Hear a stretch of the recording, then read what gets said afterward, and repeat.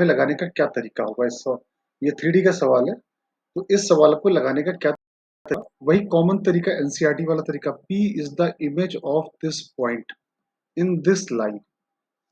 ठीक है, तो एक कोई पॉइंट Q मान लिया, 7 -2 और 5।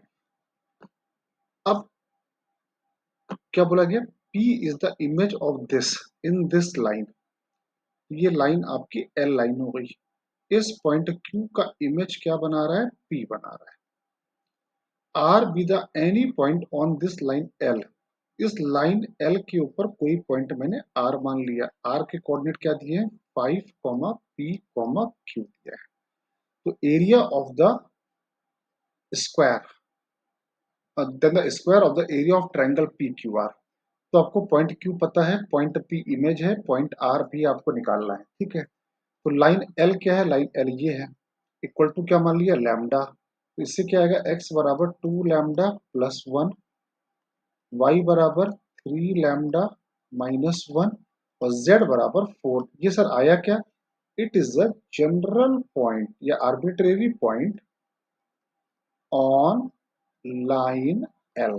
लाइन L के ऊपर किसी भी पॉइंट के कोऑर्डिनेट आ गए, मतलब ये जो पॉइंट आए हैं ये R के कोऑर्डिनेट भी हो सकते हैं, ये पॉइंट मैंने मान ले M मान लिया तो M के कोऑर्डिनेट भी हो सकते हैं, कोई भी पॉइंट के कोऑर्डिनेट हो गए।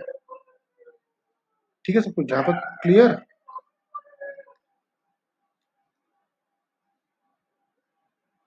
ये पॉइंट जो आया है ये इस लाइन L के ऊपर किसी भी पॉइंट के कोऑर्डिनेट है, तो ये पॉइंट R के कोऑर्डिनेट भी हो सकते हैं। अब कंपेयर कर लो तो 2 लैम्डा प्लस 1 बराबर 5, तो 2 लैम्डा बराबर 4, तो लैम्डा की वैल्यू कितनी आ गई, lambda equal to 2।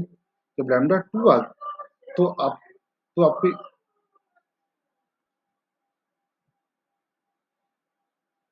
Lambda equal to 2 डाला तो ये पॉइंट कितना हो गया 5, 2 यहाँ डाला तो ये भी कितना आ गया 5, 2 यहाँ डाला तो 8।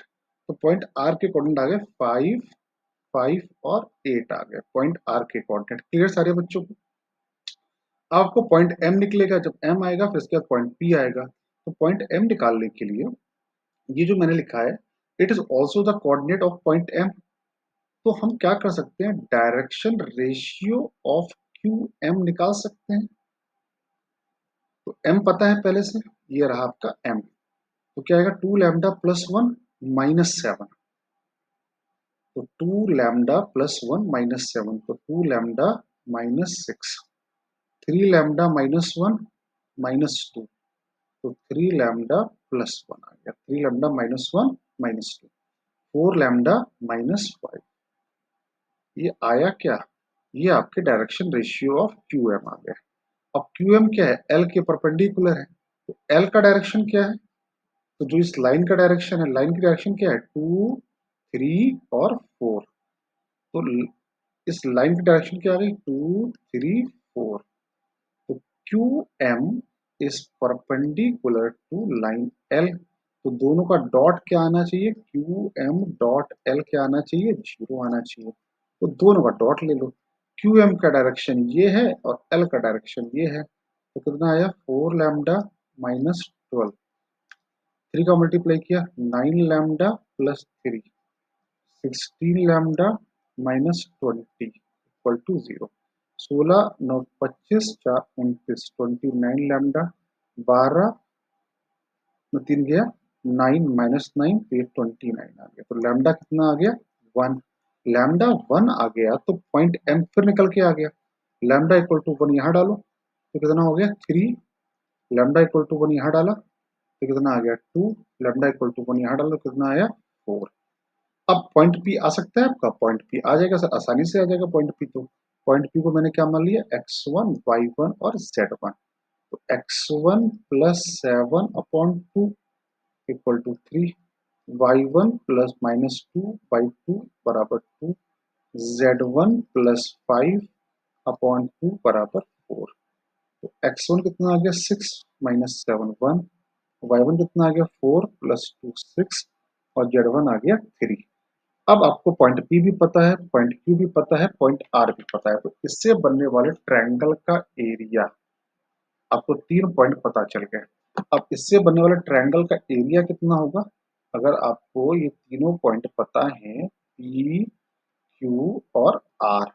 आर कितना है? 5 5 8। ठीक है, पी अभी हमने निकाला, पी कितना है? -1 6 और 3।